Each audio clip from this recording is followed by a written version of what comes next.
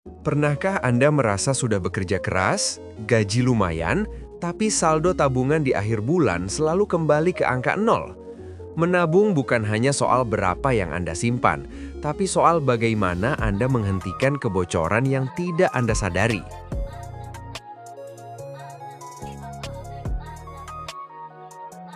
Masalah pertama adalah lifestyle inflation. Begitu gaji naik, standar hidup kita ikut naik. Yang dulunya kopi sachet sudah cukup, sekarang harus kopi kafe setiap pagi. Ini berbahaya karena Anda tidak pernah merasa cukup.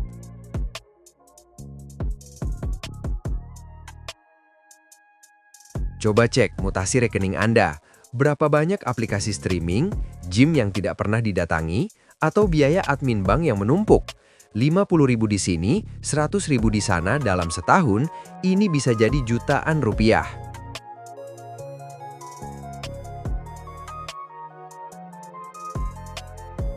Kita sering berpikir kita hemat karena membeli barang diskon 50%.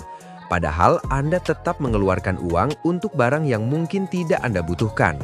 Ditambah fitur pay later yang membuat pengeluaran masa depan terasa gratis sekarang.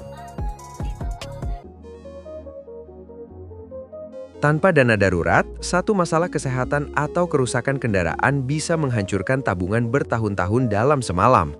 Akhirnya, kita lari ke pinjol atau utang berbunga tinggi.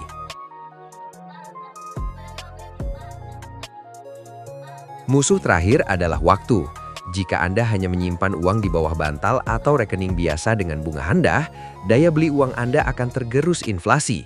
Uang 100.000 hari ini tidak akan sama nilainya 5 tahun lagi. Mari kita lihat Andi. Di awal karier, gaji Andi 5 juta. Dia tinggal di kos biasa dan naik motor. Saat gajinya naik jadi 15 juta, Andi merasa dia layak mendapatkan penghargaan.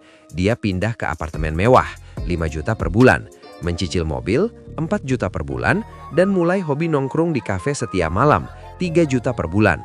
Hasilnya, meskipun gajinya naik 3 kali lipat, tabungan Andi tetap sama dengan saat gajinya 5 juta, nol.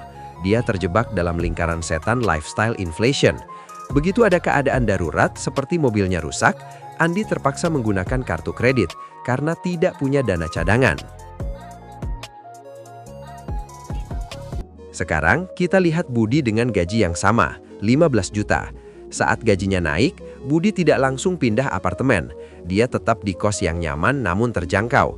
Budi menetapkan aturan, 30% gajinya, 4,5 juta, hilang dari rekening di hari gajian, masuk ke dana darurat dan reksadana secara otomatis. Setelah 2 tahun, terjadi pandemi atau krisis ekonomi yang membuat mereka dipotong gaji. Andi panik karena cicilan mobilnya tetap jalan, sementara Budi tenang karena dia punya dana darurat yang bisa menanggung hidupnya selama 6 bulan tanpa kerja. Banyak orang bertanya, kenapa Budi bisa jauh lebih kaya dari Andi padahal gaji mereka sama? Jawabannya bukan hanya karena Budi pelit, tapi karena Budi mempekerjakan uangnya. Mari kita gunakan matematika sederhana. Budi menyisihkan 4.500.000 setiap bulan. Jika Budi hanya menaruh uang itu di tabungan biasa tanpa bunga atau habis terpotong biaya admin, dalam 10 tahun dia punya 540 juta rupiah. Angka yang besar bukan? Tapi tunggu dulu. Jika Budi menaruh uang itu di instrumen investasi seperti indeks fund atau reksadana, dengan asumsi imbal hasil moderat 10% per tahun, maka berkat kekuatan compound interest, uangnya tidak hanya jadi 540 juta. Dalam 10 tahun, total uang Budi menjadi sekitar 921 juta rupiah. Ada selisih hampir 400 juta yang datang bukan dari kerja keras Budi, tapi dari uang yang bekerja untuknya. Itulah kenapa Albert Einstein menyebut compound interest sebagai keajaiban dunia ke-8. Kita sudah melihat 5 hal yang bisa merusak tabungan Anda. Lifestyle inflation, biaya tak terlihat, jebakan diskon, tidak punya dana darurat, dan inflasi. Intinya, menabung saja tidak cukup. Anda harus proaktif melindungi dan mengembangkan uang Anda. Tapi jangan khawatir, Anda tidak sendirian. Miliaran orang menghadapi tantangan yang sama. Yang penting adalah Anda sudah mengambil langkah pertama dengan menonton video ini.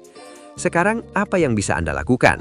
Saya punya 3 langkah konkret yang bisa Anda mulai hari ini. Audit keuangan pribadi Anda. Cek semua pengeluaran bulanan Anda selama 3 bulan terakhir, di mana uang Anda benar-benar pergi, di mana Anda bisa memotong invisible leaks atau menunda lifestyle inflation. Jujur pada diri sendiri. Bangun dana darurat. Targetkan setidaknya 3-6 bulan pengeluaran wajib Anda. Simpan di rekening terpisah yang mudah diakses tapi tidak mudah diutak-atik untuk hal-hal yang tidak penting.